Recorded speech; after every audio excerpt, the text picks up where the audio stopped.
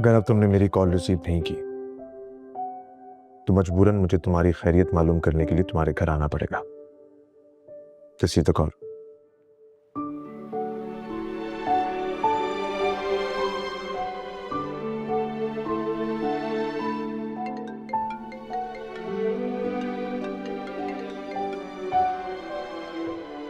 Hello नूर, तुम ठीक तो हो? जवाब दो, मुझे तुम्हारी फिक्र हो रही है। आपने मुझे फोन पिक करने की धमकी दी थी कि अगर आपकी कॉल पिक ना की तो आप घर आकर तमाशा खड़ा करेंगे। अब बोलना ना बोलना ये मेरी मर्जी है ना।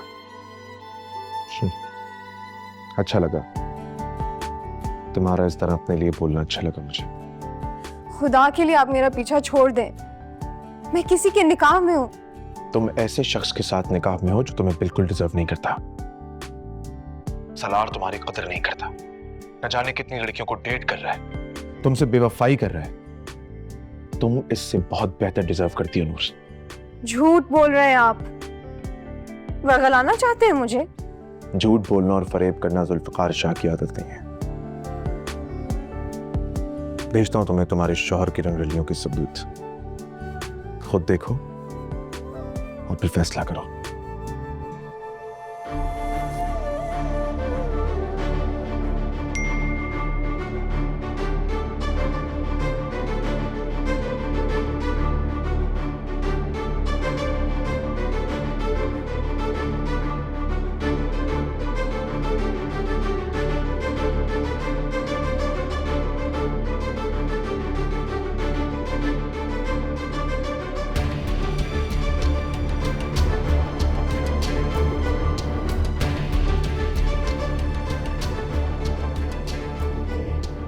आपको मेरी इतनी फिक्र क्यों है? मेरा आपसे रिश्ता ही क्या है? मैं मानता हूं तुम्हारे साथ मेरा कोई रिश्ता नहीं है, लेकिन बस इंसानियत के नाते तुम्हारी मदद करना चाहता हूं। मैं ये कैसे मालूम कि ओरिजिनल तस्वीरें एआई जनरेटेड भी तो हो सकती है ना? मैंने कहा ना, जुल्फकार शाह ने आज तक किसी को धोखा नहीं दिया। फितरत नहीं है मेरी। सलार जो भी है, जैसे भी है, इससे आपको कोई फर्क नहीं पड़ना चाहिए। वो मेरे शौहर हैं और मैं अपनी किस्मत पर राजी हूं। ओ प्लीज स्टॉप दिस नॉनसेंस। अब ये मत कहना कि तुम अपनी मोहब्बत और वफा से उस बदकिरदार इंसान को बाकिरदार बना दोगी। बेवकूफ होती हैं ऐसी लड़कियां जो ऐसे घटिया मर्दों को राह रास्त पे लाते लाते सफेद कफन पहन लेती हैं।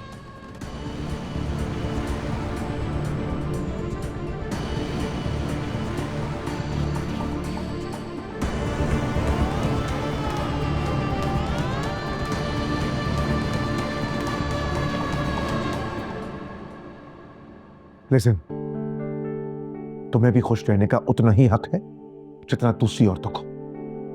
किसी और के पीछे अपनी जिंदगी पर बात मत करो। वो फैसला करो जिस पे तुम्हें घुट घुट के जीना ना पड़े। ऐसे बदकिरदार मर्द किसी एक के कभी नहीं होते। वो तुमसे कभी लॉयल नहीं रहेगा, मेरी बात याद रखना।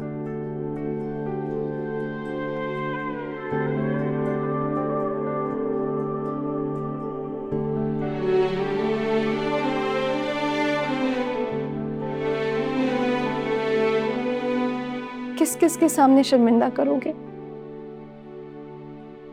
तुम कितने गिर गए हो।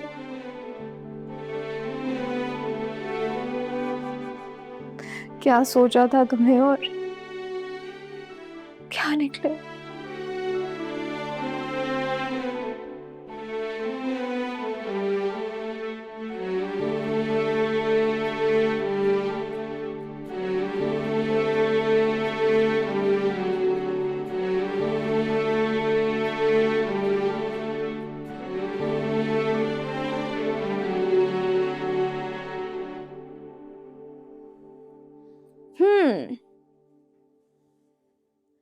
वैसे अम्मी, दाद दें आप मुझे, कैसे सही वक्त पे लेकर आई हूँ ना मैं आपको। हाँ, ये काम तो तुमने बिल्कुल ठीक किया। अम्मी, इस घर से नूर का पत्ता साफ करवाने का बहुत अच्छा मौका है ये।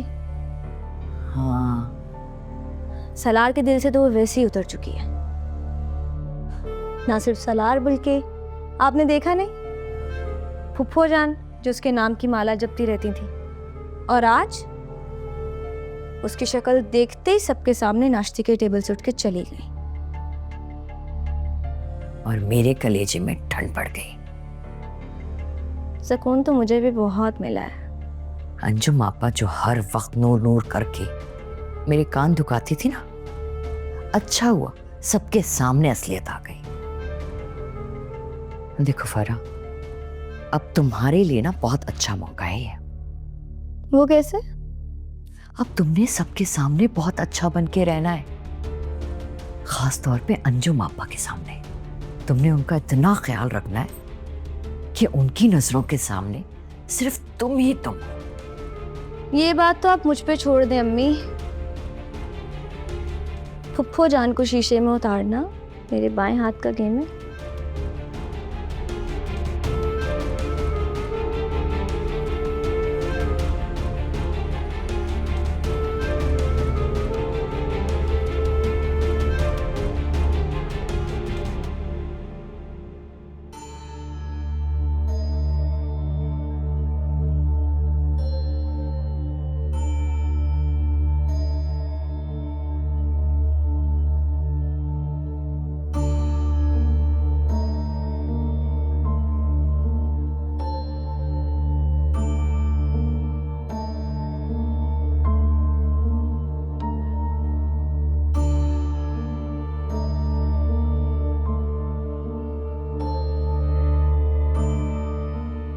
फुफ्फो जान, मैं आपके लिए चाय लेकर आई हूँ।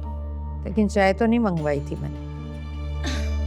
देखिए ना फुफ्फो जान, इतनी परेशान है आप, सर पकड़ के बैठी हुई थी। मुझे लगा आपके सर में दर्द हो रहा होगा, बस इसीलिए मैं चाय बना कर ले आई। तो बेटा तुम क्यों बना कर लाई? शकीला से कहती वो ले आती। आप मेरे हाथ की भी तो चाय पीकर देखें, आपको बहुत पसंद आएगी। वैसे भी इस घर में आपके सर में दर्द करने वाले बहुत सारे लोग मौजूद हैं। आपको परेशान होने की कोई ज़रूरत नहीं है। जब तक मैं इस घर में हूँ, मैं आपकी केयर करूँगी।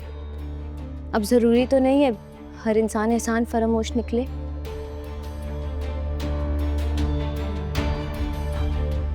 शुक्रिया बेटा। पापा, मुझे आपसे एक बात करनी है। मुझे तुमसे कोई बात नहीं करनी। शकीला से कह के चाय मेरे कमरे में भिजवा दो। फूफा जान, मैं खुद लेकर आती हूँ ना।